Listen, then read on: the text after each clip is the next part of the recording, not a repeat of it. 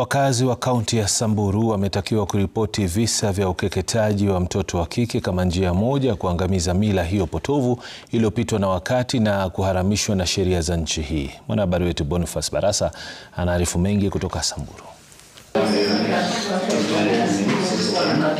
Ni wazi kwamba mawimbi mazito ya mila komavu ya kumtahiri mtoto wa kike yanasalia kuyumbisha ndoto za watoto wa kike kutoka jamii ya wafugaji wa Samburu. Kama mimi ni survivor, nimepitia, na kama sasa mimi ni champion, maana naendelea kueleza watu umuhimu wa kutokeketa, kwa maana kama mimi mwenye nimepitia, najua shida nimepitia wakati wa kujifungua watoto wangu kwa hospitali. We are happy to engage and also host the key stakeholders working in the niche of advocacy on ending FGM, child marriage and all the harmful practices in Samburu.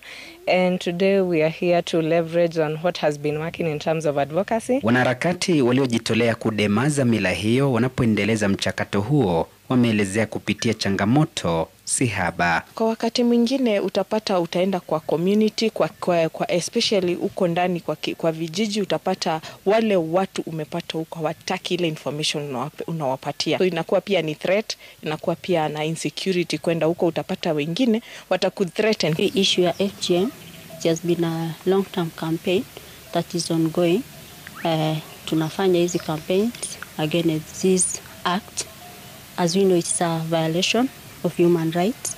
So tunaomba serikali yetu ya county iendelee kutusaidia. Ni mimi kwangu naona ya kwamba inafaa izungumziwe na kanisa liwe mstari wa mbele, wachungaji wawe mstari wa mbele, viongozi wa dini wawe mstari wa mbele ili kuweza kuzungumzia haya. Hata hivyo, idara ya jinsia ya kaunti ya Samburu imelalamikia kutoripotiwa kwa kesi hizo kulemaza vita hivyo. I would like to urge the members of public to report the FGM cases. The reason being the reporting is very low, and we know that one of the causes because this is something that is cultural. It is something that is accepted by members of public. It is acceptable by all, but this is a vice that is against the law of Kenya. Takwimu zinaashiria zaidi ya 75% ya wakazi wanaendeleza kadhia hiyo inayokandamiza haki za mtoto wa kike. Vita hivyo vinavyozidishwa, matumaini ya wengi ni kuwa vitazaa matunda na kumwokoa mtoto wa kike dhidi ya ukatili huo.